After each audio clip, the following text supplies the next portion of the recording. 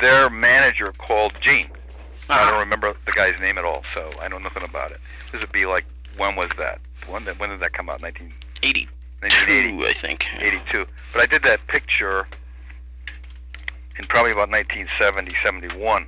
Oh, wow. So I didn't do it for them, you understand? Right.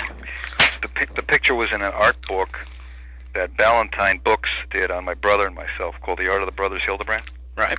which was probably, I don't know, 76 or 77 or something like that. And it had a bunch of our Lord of the Rings art and different commercial things that we had done, and then these private paintings that Tim and I were doing also, separate from, commercial work. And that was one of the paintings in the book.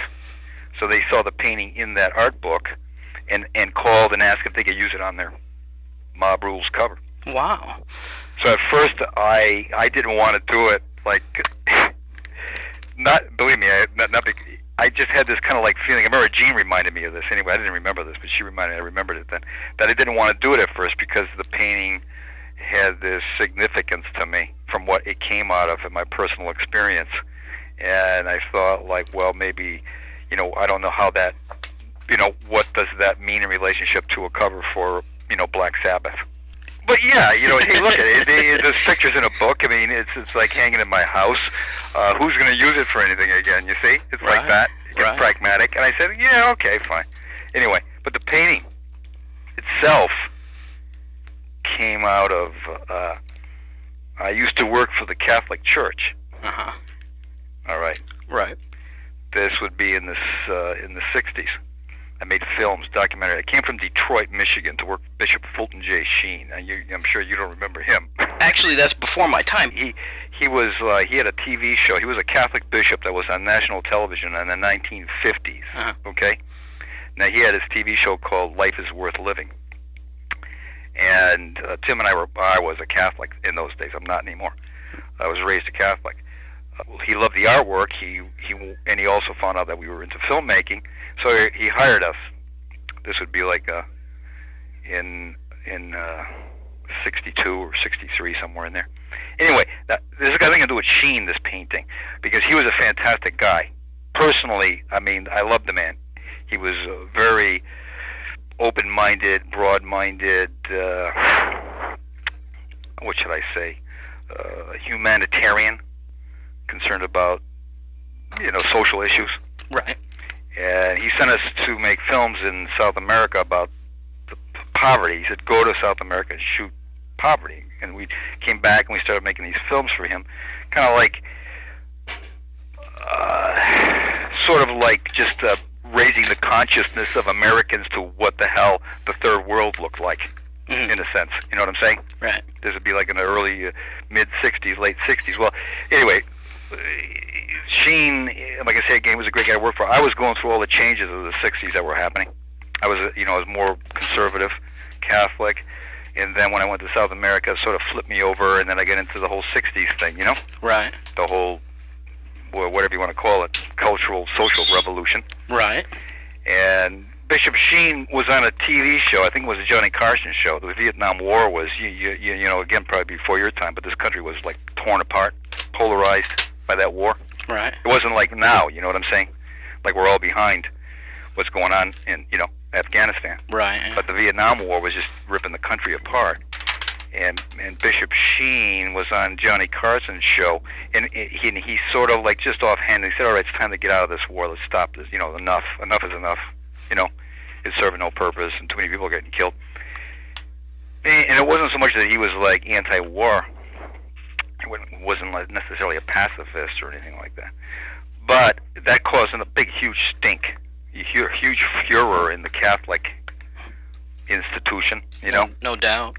And just the fact that he would just kind of offhand and say like we should stop this war when everybody, Cardinal Spellman, his superior, he was the head of the Archdiocese of New York, and Sheen were basically on two ends of a pole, left and right, more or less, Right. And so they moved him out of that office that he worked at. In the office that I was working for, and my brother, was called the Society for the Propagation of the Faith. That's a big mouthful, ain't it? So scary, doesn't it? The Society for the propagation. Anyway, so that's what we work for, and then he gets booted out of that office. They send him up to New York, Rochester, as the head of a parish to kind of get him off the scene, more or less.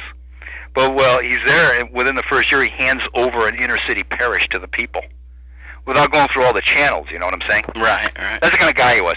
So they ended up moving him out of there, and he ends up like a man without a country, sort of like, you know, a bishop without a church or some damn thing. Priest without a flock. A priest without a flock. Yes. You know, no flock to lead, you know. So again, like I said, I got to emphasize, I loved the man. He was a fantastic guy. The regime that took over immediately after him were to the extreme of Sheen, you know. Mm-hmm. They came up from St. Louis, Missouri, and headed this office. And again, like I say, this would be now into the late 60s, and I was pretty much on a path of being much against the war, against institutionalized religion, you know, the whole thing. All right, there's this big metamorphosis pretty quickly.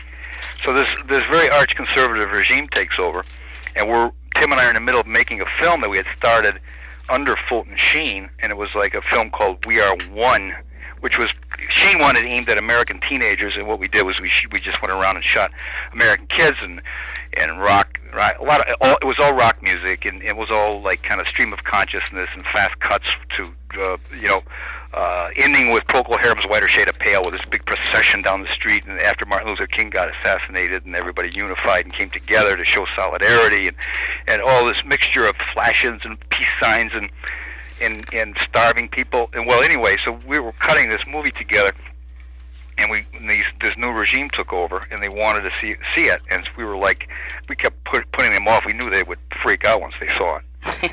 You got to get, like, this is 1968, you know? Right. And so we finally showed them. It was like Easy Rider editing. Remember? Yeah, the flashes, yeah. with drum beats and everything.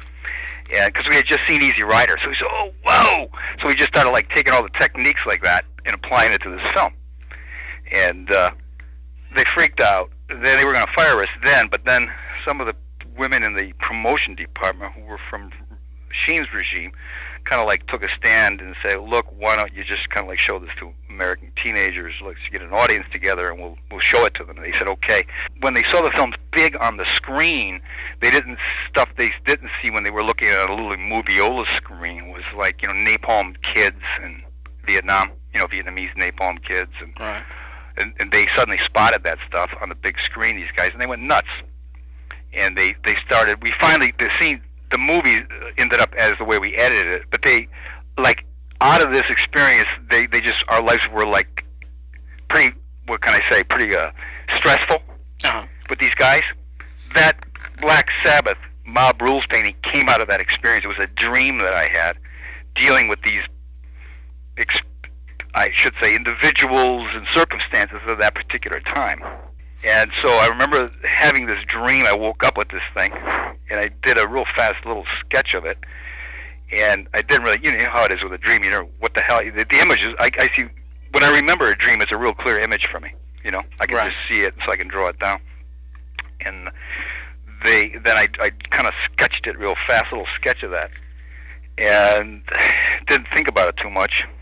Then started incorporating it into sort of like a film treatment script that I was working on, sort of a, I don't know, stream of consciousness, 8.5-ish Fellini, semi-autobiographical, and I started to incorporate that image of these creatures with these whips and this rack with this skin on it, and into this film. And as I'm drawing it out and doing storyboards, not for a commercial project, this was something I was doing on my own for whatever possibility, maybe it would end up somewhere, you know.